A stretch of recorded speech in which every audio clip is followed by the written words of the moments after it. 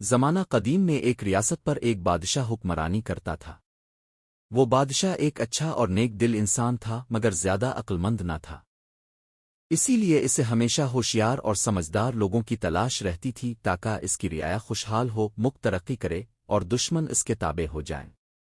مگر بادشاہ کو اپنی موجودہ رعایا سے کچھ خاص فائدہ محسوس نہیں ہوتا تھا۔ وہ لوگ صرف مشورے دیتے اور اس کے بدلے تنخواہیں وصول کرتے تھے، لیکن ان کے مشوروں میں وہ تاثیر نہ تھی جو بادشاہ چاہتا تھا۔ یہ سوچ اکثر اسے بے چین رکھتی۔ الفاق دن بادشاہ نے اپنی اس الجھن سے نجات کے لیے اپنے درباریوں کے ساتھ جنگل کی سیر کا ارادہ کیا۔ شاید قدرت ہی اسے کوئی جواب دے دے۔ جنگل پہنچ کر شکار اور تفریح کے بعد جب واپسی کا وقت آیا تو راستے میں بادشاہ نے ایک عجیب منظر دیکھا۔ ایک شخص ایک بڑے درخت کے نیچے بیٹھا خود سے باتیں کر رہا تھا۔ دور سے وہ پاگل معلوم ہوتا تھا۔ بادشاہ راگ گیا۔ اس نے سوچا کہ یہ شخص تو واقعی پاگل ہے یا پھر غیر معمولی عقل کا مالک۔ بادشاہ تجسس میں اس شخص کے قریب گیا اور نرم لہجے میں پوچھا، اے نوجوان، کیا تم پاگل ہو جو خود سے باتیں کر رہے ہو؟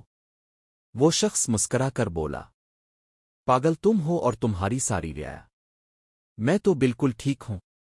میں تو صرف یہ چاہتا ہوں کہ اس جنگل کو کاٹ کر یہاں شاندار محل تعمیر کیے جائیں اور ان محلوں کا بادشاہ میں خود بنوں۔ اس کے لہجے میں عجب اعتماد اور بے باکی تھی جو کسی عام آدمی کے بس کی بات نہیں۔ بادشاہ اور درباری حیران رہ گئے۔ درباری آپس میں سرگوشیاں کرنے لگے۔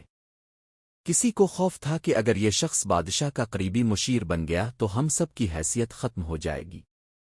بالآخر درباریوں نے بادشاہ کو مشورہ دیا کہ اسے محل لے چلو، اگر عقل مند نکلا تو کام آئے گا ورنہ پاگل سمجھ کر چھوڑ دیں گے۔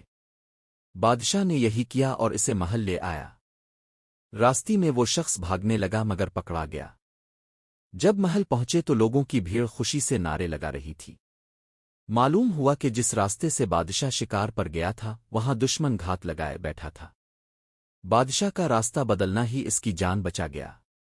بادشاہ نے اس پاگل کی طرف دیکھا اور کہا، یہ تم سب سے زیادہ عقل مند ہے۔ آج سے یہ میرے ساتھ رہے گا۔ دربار دل ہی دل میں جلنے لگے۔ انہوں نے اس کے خلاف سازشیں شروع کر دیں۔ اگلی دن انہوں نے اس شخص کو بہلا پھسلا کر کہا، بھائی، جب بادشاہ دربار میں آئے تو تم جا کر اسے ایک زوردار تھپڑ مار دینا۔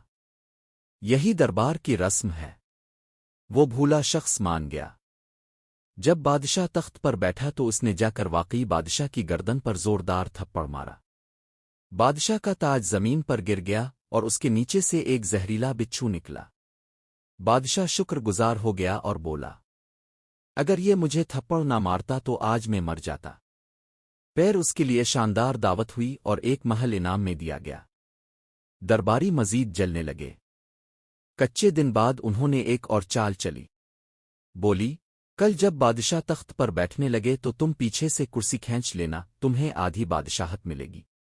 وہ شخص پھر مان گیا۔ اگلی دن جب بادشاہ بیٹھنے لگا تو اس نے کرسی پیچھے کھینچ لی۔ بادشاہ سنبھل گیا اور دیکھا کہ کرسی کا ایک پاؤں پہلے ہی ٹوٹا ہوا تھا۔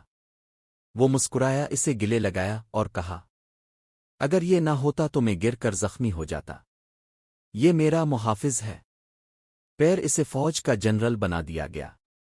دربار پاگل ہو گئے کہ جتنی بار ہم اسے گرانا چاہتے ہیں وہ اتنا ہی اوپر چلا جاتا ہے۔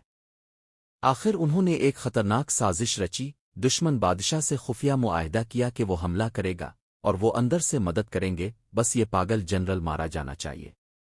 مگر قدرت کو کچھ اور ہی منظور تھا۔